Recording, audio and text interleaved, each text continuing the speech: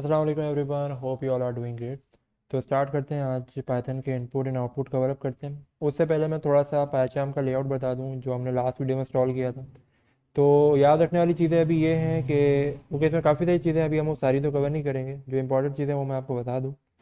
एक तो हमारा ये टॉप राइट पे जो ये सेक्शन है, जहाँ पे आप अपनी फ़ाइल सेलेक्ट करते हैं, जो भी आपकी फ़ाइल हो, उसके बाद आप उसको रन करते हैं। ठीक है, शॉर्ट की भी है, शिफ्ट दबा के F10, तो आप शॉर्ट कीज़ भी याद कर सकते हैं, वो भी आपको आगे जाके मददगार साबित होंगी। उसके अलावा डीबग का ऑप्शन है, वो हम आगे कवर करेंगे। डीबग बेसिकली कोड में इश्यूज फाइंड करने के तरीक़ेकार होते हैं। तो ये हमारा रन करने के कमांड हैं। ठीक है। नीचे हमारा जो है कंसोल जो है, जहाँ पे आपका आउटपुट शो होता है। ठीक है, अभी हमारे पास कुछ नहीं है तो हमारे पास कोई आउटपुट शो नहीं होगा। फिलहाल मैं इसको बंद कर देता हूँ।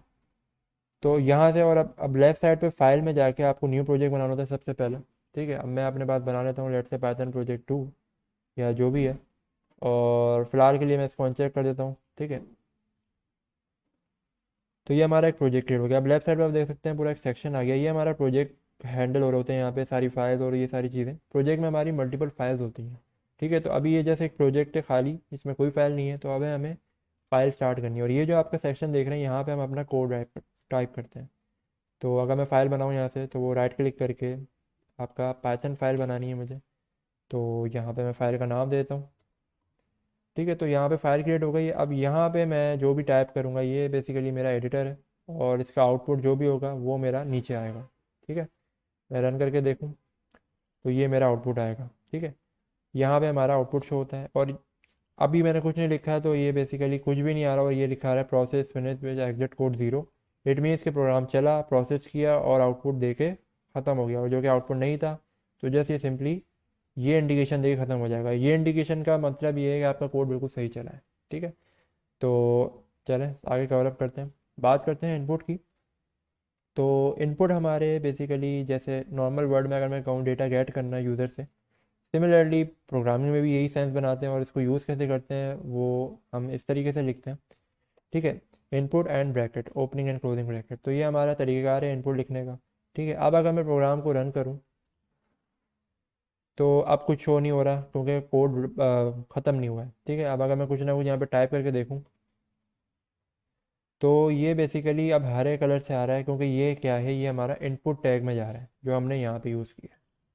ठीक है, अब अगर मैं इसमें एंटर करूँ, अब मेरा कोड फिनिश हो रहा है। क्यों? क्योंकि एक इनपुट था, वो उसने रन करा है, उसके बाद उसने कोड को एग्जीक्यूट करके ख़त्म करा दिया। ठीक है, ये एक सिंपल सा इनपुट है। ठीक है, एक इनपुट हो गया। लेट से मैं यहाँ पे कुछ स्पेसिफिक हो जाता हूँ, भाई enter some kind of word.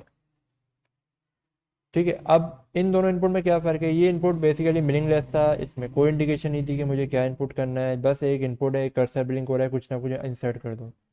जो ये वाला इनपुट है, यहाँ पे हमें कोई ना कोई गाइडलाइन भी है कि enter some kind of word. It means कि हमें कोई ना कोई वर्ड इंसर्ट करना है। तो अब रन करके देखते हैं।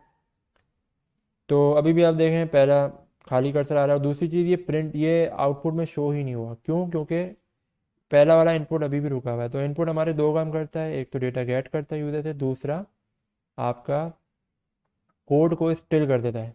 ठीक है, तो अब अगर मैं यहाँ पे इनपुट दूँ, उसके बाद ये प्रिंट हो रहा है। ठीक है, अब enter some kind of word, अक्सर लोग कंफ्यूज होते हैं कि भाई जो मैंने यहाँ पे इंसर्ट किया है यही इनपुट है हमारा। ऐसा नहीं है, ये बेसिकली गाइडलाइन है। जो आप यहाँ पे इंसर्ट करेंगे ये आपका इनपुट होगा। लेट्स से केक, तो ये हमारा इनपुट हो गया।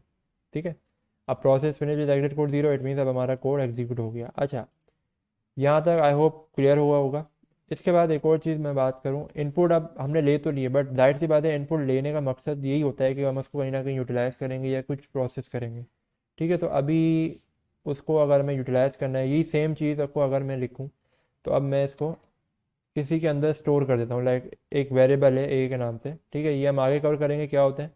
फिलहाल अभी के लिए आप समझें कि ये इनपुट आएगा, हम इनपुट टाइप करेंगे, एंटर करेंगे, और ये यहाँ पे सेव हो जाएगा। ठीक है, अभी भी सेम चीज़ होगी, कोई नया फ़र्क नहीं आएगा। ठीक है, सेम वही कोड चला, सब कुछ है, कोई ऐसा ऐसा डिफरेंस नज़र नहीं आ रहा। आउटपुट दोनों के सेम ही आए हैं यहाँ पे। ठीक है, फ़र्क ये है कि पहले वाला इनपुट बस लिया और डिसअपेयर हो गया। दूसरा वाला इनपुट जो है वो ए में सेव हुआ हुआ है, और अब आपको यूज़ करना हो कभी भी तो ए यूज़ कर सकते हैं। ठीक है, तो अब इसको यूज़ कैसे करना है, अब हम प्रिंट की बात करते हैं, आउटपुट स्टेटमेंट की। तो आउटपुट स्टेटमेंट हमारा जो है, जो हम यूज़र डेटा देख सकता है वो है आपका प्रिंट। प्रिंट के थ्रू हम आपका आउटपुट गेट करते हैं। अब प्रिंट हमारा जो है जिस तरीके से इनपुट है इसी तरीके से प्रिंट भी एक फंक्शन है। अब इसके अंदर हमें कुछ ना कुछ इंसर्ट करना है, ठीक है। लेट से मैंने दे दिया भाई चलो मैं इसको ऊपर लिख देता हूँ क्योंकि राइट से बात है, इनपुट इसको रोकेगा बार बार। Print something. अच्छा, अब आपको लग रहा होगा कि दो डिफरेंट प्रिंट है, हालांकि ऐसा नहीं है, ये सेम ही चीज़ है। समथिंग एंड समथिंग दोनों में सेम आउटपुट आया है। कोटेशन का फ़र्क है, ये मैटर नहीं करता। सेम के इनपुट में भी मैटर नहीं करेगा अगर मैं यहाँ पे सिंगल कोटेशन दे दूँ, ठीक है। तो कोटेशन से फर्क नहीं पड़ता, ठीक है। यहाँ पे भी वही आउटपुट, वहाँ पे भी वही आउटपुट, तो आउटपुट तो सेम ही है, ठीक है। उसमें कोई इतना इशू नहीं है, ठीक है। तो प्रिंट आपका सिंपल यही है कि आपको यहाँ पे कोई भी चीज़ अगर प्रिंट करानी है वो आपकी प्रिंट हो जाएगी। अच्छा, अब ये जो वेरिएबल मैंने लिया है इसमें सेव करा है, इसको मैं यूज़ कैसे करूँ? तो ये बेसिकली अब हम इसका यूज़ करेंगे किस में, प्रिंट के थ्रू। अब मैं यहाँ पे नीचे लिख देता हूँ कि प्रिंट कॉमा, और यहाँ पे हम बगैर कोटेशन के उस वेरिएबल का नाम देंगे। अब आप देख रहे हैं कि ये वाइट हुए हैं दोनों, और दोनों आपस में इंडिकेट कर रहे हैं कनेक्टेड हैं। क्यों?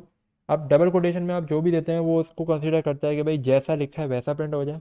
डबल कोटेशन के बगैर आप जो भी चीज़ देते हैं वो ढूंढता है कि भाई ऐसा कोई ऑलरेडी कोई चीज़ पूरे कोड में कहीं एग्जिस्ट करती है तो वो उससे डेटा लेकर आ जाए।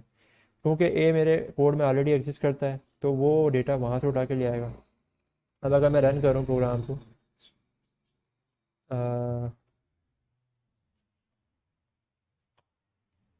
This is store in variable A GT1, तो ये हमारा जो इनपुट मैंने दिया था वो ए में स्टोर हुआ और फिर मैंने प्रिंट के अंदर उस ए को यूज़ करा और तो वो वहाँ पे प्रिंट हो गया, ठीक है। अब अगर आपको मल्टीपल क्या कहते हैं स्ट्रिंग भी आपको आउटपुट में दो शो कराने हो और उसके साथ उसके वेरिएबल भी शो कराने हो तो आप कॉमा से सेपरेट कर सकते हैं और मल्टीपल कॉमा लगा सकते हैं जितने आप चाहें, ठीक है। एक दो तीन जितने वेरिएबल हैं आपके, इसको आप मज़ीद एक्सपेंड भी कर सकते हैं, कोई लिमिटेशन नहीं है, ठीक है। तो वेरिएबल और ये सारी चीज़ों का कॉम्बिनेशन आपको आइडिया हो गया होगा। तो बात करते हैं कुछ सवालात की, ठीक है। Write a program that ask the user for a secret code, से भाई कोई सीक्रेट कोड हमें इनपुट लेना है यूज़र से, and then print the secret code which should be in this format, ठीक है। तो ये कुछ 4 से 5 सवाल हैं, ये मैं इंशाल्लाह अपलोड भी कर दूंगा और पहला सवाल अभी करके देखते हैं, फिर इंशाल्लाह बाकी आप लोग करेगा, फिर कमेंट सेक्शन में बताएगा जो भी इसमें इशूज़ आया या जो भी आपका आउटपुट आया, ठीक है। तो यूज़र से इनपुट लेना है कोई भी वेरिएबल सीक्रेट कोड के नाम से, फिर उस सीक्रेट कोड को प्रिंट करना है इस फॉर्मेट में कि पहले आपका फर्स्ट नेम आए ब्रैकेट के साथ, फिर आपका अंडरस्कोर आए, फिर ब्रैकेट के साथ आपकी एज आए, फिर अंडरस्कोर आए, फिर वो सीक्रेट कोड आए, ठीक है। तो करके देखते हैं अभी। फ़िलहाल के कोड को मैं अभी डिसेबल कर रहा हूँ। अभी कंफ्यूज नहीं होगा ये हैश क्या करते हैं, हम आगे कवर अप करेंगे सारी चीज़ें, ठीक है। तो सीक्रेट कोड अभी हमें इनपुट लेना है, तो ये मैं प्रोग्राम कॉपी कर लेता हूँ, ठीक है। आई होप ये क्लियर होगा, ठीक है। अच्छा जी, अब हमें इनपुट लेना है सबसे पहले सीक्रेट कोड का। लेट से सीक्रेट कोड इनपुट कुछ भी एंटर सम कोड, तो यहाँ पे हमारा इनपुट आ जाएगा, ठीक है। अब उस सीक्रेट कोड को यूज़ करना है कहाँ, यहाँ पे, ठीक है। ये फॉर्मेट आपको बनाना है। तो मैं अगर आप प्रिंट की बात करूँ, प्रिंट सबसे पहले मुझे चाहिए ब्रैकेट, फिर मुझे चाहिए फर्स्ट नेम, भाई मैंने डबल कोटेशन दिया, ठीक है। और फर्स्ट नेम मेरा लेट से मंजूर, ठीक है, फिर ब्रैकेट, फिर उसके बाद अंडरस्कोर, फिर एज, एज लेट से मैंने कुछ भी दे दी, और सब हो कुछ भी एनीथिंग, आप अपनी एक्चुअल एज देगा, ये तो इतनी तो एज एग्जिस्ट नहीं करती, खैर। तो फिर अंडरस्कोर। अब यहाँ पे एक और स्क्वायर दूंगा। अब यहाँ पे आपका आना है सीक्रेट कोड। अब मैं इसको एज इट इज़ यहाँ मैं नहीं लिख सकता, क्यों? क्योंकि मैंने आपको भी बताया double quotation as it is print कर देता है। तो इसके लिए मुझे लगाना पड़ेगा comma, secret code, then comma और ब्रैकेट क्लोज। तो अब मेरा कोड बिल्कुल इसी फॉर्मेट में आना चाहिए जैसा हम यहाँ पे शो हो रहा है। रन करके देखते हैं।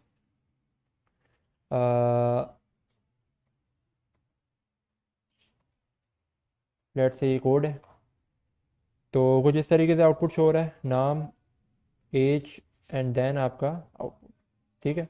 बिल्कुल सही शो हो रहा है। अब ये स्पेसेस जो आ रहे हैं ये इसकी इतनी टेंशन नहीं लेगा, बेसिकली कॉमा जो है एक स्पेस भी क्रिएट कर देता है। अब यहाँ पे बाहर तो स्पेस नहीं है, कॉमा जब अब लगता है तो वो एक स्पेस क्रिएट कर देता है, तो इसकी इतनी टेंशन नहीं लेगा, ठीक है। तो इस तरीके से आपका आउटपुट आ गया। बाकी के जो प्रोग्राम है वो मैं अपलोड कर दूंगा और आप लोग उसको ट्राई करेगा और ज़रूर बताएगा कि आपका क्या आंसर आया।